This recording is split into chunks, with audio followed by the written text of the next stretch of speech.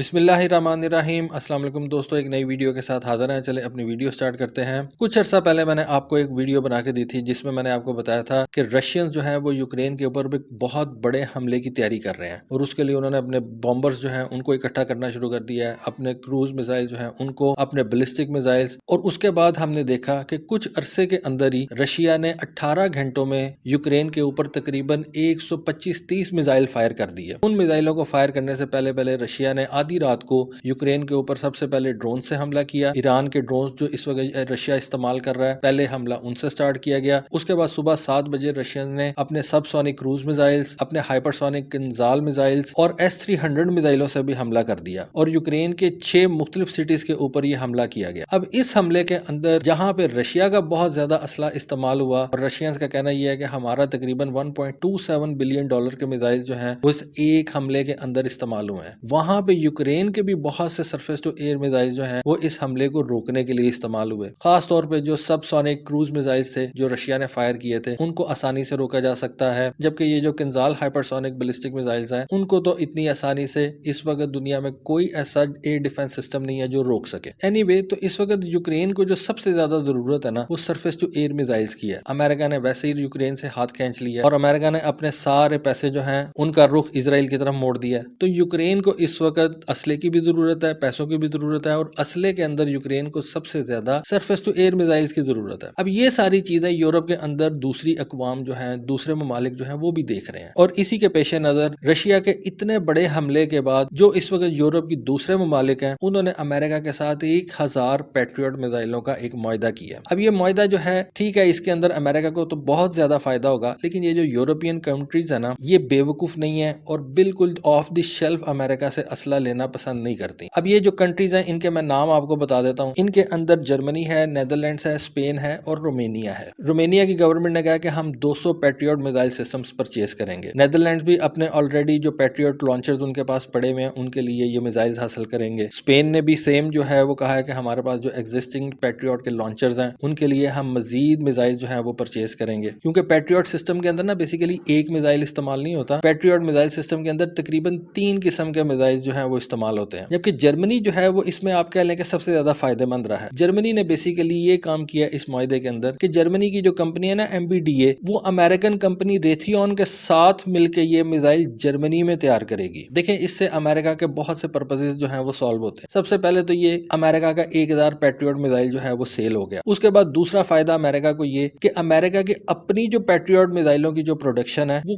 بہت زیادہ نہیں ہے، کیونکہ امریکہ کو اپنا مین لینڈ سیکیور کرنے کے لیے پیٹریوٹ میزائلز نہیں چاہیے، نہ ہی امریکہ اپنے ہوم لینڈ کی سیکیورٹی کے لیے ان پیٹریوٹس پہ جو ہے وہ ڈیپینڈ کرتا ہے۔ امریکہ پیٹریوٹ میزائل سسٹم یا تو سیل کرتا ہے، سعودی عربیہ کو سیل کر دیتا ہے، ساؤتھ کوریا کو سیل کرتا ہے، جاپان کو سیل کرتا ہے، اور باقی سارے یورپ کو سیل کرتا ہے۔ تو یہاں پہ سب سے پہلے تو یہ کہ امریکہ کا 1000 پیٹریوٹ میزائل بک گیا، امریکہ کو یہ فائدہ ہو گیا، ریتھیون کمپنی کو بھی فائدہ ہو گیا۔ جرمنی کا کہنا یہ ہے کہ یہ جو پیٹریوٹ میزائل ہم پرچیز کرنے جا رہے ہیں 1000 کی تعداد میں، یہ ہم جرمنی کے اندر بنائیں گے۔ اس سے جرمنی کو کیا فائدہ ہوگا؟ اس کی اکانومی جو ہے وہ بہتر ہو جائے گی۔ MBDA کمپنی کسی اور جگہ پہ میزائلوں کا پلانٹ لگا لے گی، اور جرمن ورکرز جو ہیں وہ ان فیکٹریز کے اندر کام کریں گے، جرمنی کی اکانومی کو فائدہ ہو جائے گا۔ ساتھ ساتھ جب یہ میزائل جرمنی کے اندر بنیں گے تو ان کی جو ڈیلیوری ہے، ان کی جو لاجسٹکس ہے وہ جرمنی کے لیے بہت بہتر ہو جائیں گی، اور جرمنی کو اگر کبھی بھی ضرورت پڑتی ہے تو جرمنی کو یہ میزائلز ریڈیلی اویلیبل ہوں گے۔ جرمنی کو اس بات کا ویٹ نہیں کرنا پڑے گا، نہ نیدرلینڈز کو، نہ اسپین کو، نہ رومینیا کو، کہ یہ میزائلز امریکہ یورپ کو شپ کرے، اور اس طرح سے ان میزائلوں کی جو پروڈکشن ہے